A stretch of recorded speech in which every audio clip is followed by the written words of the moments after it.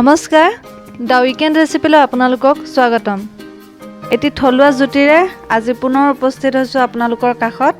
আজি আপোনালোকলৈ লৈ আহিছোঁ কচু শাকৰ দুবিধ পিটিকা। ইয়াৰে এবিধ জ্বলা পিটিকা আৰু এবিধ টেঙা পিটিকা। দুইবিধ পিটিকাই বনাবলৈ অতি সহজ। আমি এতিয়া প্ৰথমেই জ্বলা পিটিকা বনাম। ইয়াৰ বাবে মই লৈছোঁ কচু শাকৰ থুৰ। কুমলীয়া কচু পাতো ল'ব পাৰে। মই এইখিনি চাফা কৰি ধুই লৈছোঁ আৰু অলপ কোমল কোমল ঠাৰিও মই দি দিছোঁ। লগতে লৈছোঁ নহৰু কেইফুটামান আৰু জলকীয়া দুটা। গোটাই লোৱা সামগ্ৰীখিনি মই এতিয়া কলপাতত দিম আৰু তাৰ বাবে মই এখন কলপাত ৰ'দত দি কোমলাই লৈছোঁ। আপোনালোকে জুইত দিও কোমলাই ল'ব পাৰে। মই অলপমান মিঠাতেল সানি দিছোঁ পাতখনত। এতিয়া মই বস্তুখিনি দি দিম।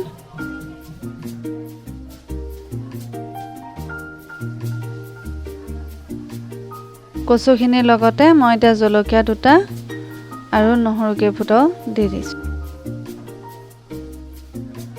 লগতে নিমখ দিম সোৱাদ অনুসৰি। এতিয়া কলপাতখন ভালকৈ মেৰিয়াই বান্ধিব লাগিব।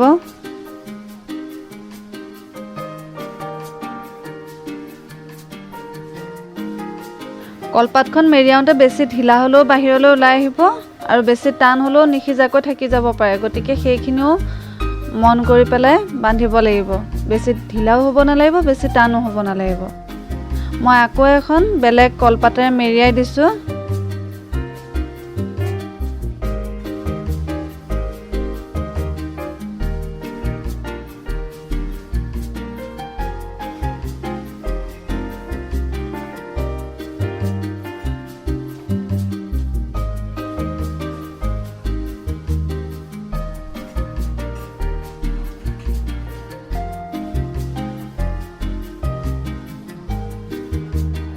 জুইত দিব পৰাকৈ টোপোলাটো ৰেডি হৈ গৈছে।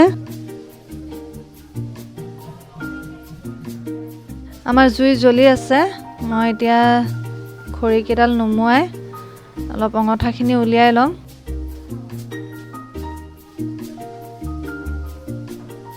আৰু এই অঙঠাৰ মাজতে এতিয়া আমি কলপাতৰ টোপোলাটো ভৰাই দিম।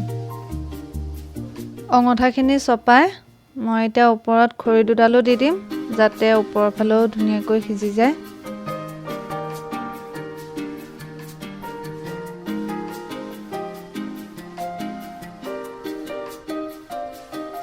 প্ৰায় 15 মিনিটমান হৈ গৈছে। এতিয়া আমি এইখিনি এবাৰ চেক কৰি চাম। দেখাত হৈ গৈছে যেনে লাগিছে আমাৰ। অঙঠাখিনি ভালকৈ নাথাকিলে অলপমান দেৰি লাগিবও পাৰে।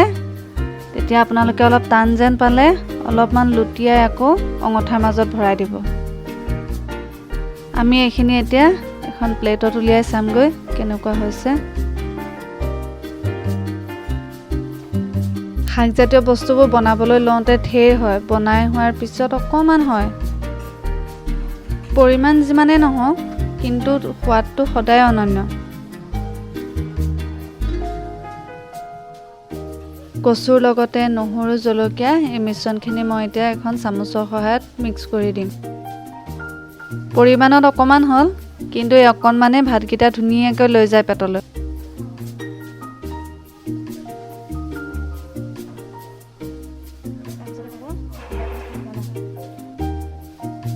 এতিয়া আহিছোঁ কচুৰ টেঙা পিটিকাৰ ৰেচিপিটোলৈ। তাৰ বাবে মই কচু শাকখিনি ভালদৰে বাছি চাফা কৰি সৰু টুকুৰা কৰি লৈছোঁ। লগতে লৈছোঁ টেঙামৰা শাক অলপ আৰু জলকীয়া লৈছোঁ দুটা। এতিয়া জুইত কেৰাহীখন পাতি মই অলপমান পানী দিছোঁ, 1 কাপমান হ'ব। তাৰ লগতে এতিয়া মই কচু শাক, টেঙামৰা আৰু জলকীয়া আৰু নিমখ গোটেইখিনি দি একেলগে মই ঢাকি দিম। দেখাত সৰহ যেন লাগিছে যদিও জুইৰ তাপত শাকখিনি কমি যাব, গতিকে নিমখটো সৰহকৈ নিদিব। নতুনকৈ ৰান্ধিবলৈ শিকাসকলৰ বাবে এটা সৰু টিপছ, নিমখ কেতিয়াও একেবাৰতে সৰহকৈ দি নিদিব। 5 মিনিটমান হৈ গৈছে। এতিয়া আমি এবাৰ চেক কৰি চাম। শাকখিনি অলপমান কোমলিছে। এতিয়া অলপমান ভালদৰে লৰাই মই অলপমান হেতাখনেৰে ভাঙি দিম আৰু আকৌ অকণমান ঢাকি পেলাই সিজিবলৈ দিম। এনেদৰে সিজিবলৈ দি মাজে মাজে লৰাই থাকিব লাগিব, যাতে কেৰাহীখনৰ তলত লাগি নধৰে।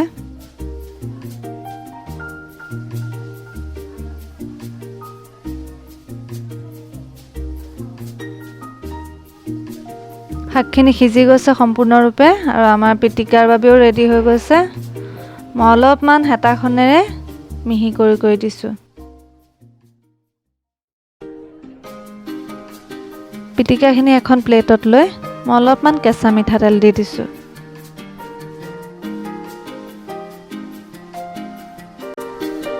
কচু শাকৰ এই দুয়োবিধ পিটিকাই খাবলৈ যেনে সোৱাদ লগা, আমাৰ স্বাস্থ্যৰ বাবেও উপকাৰী।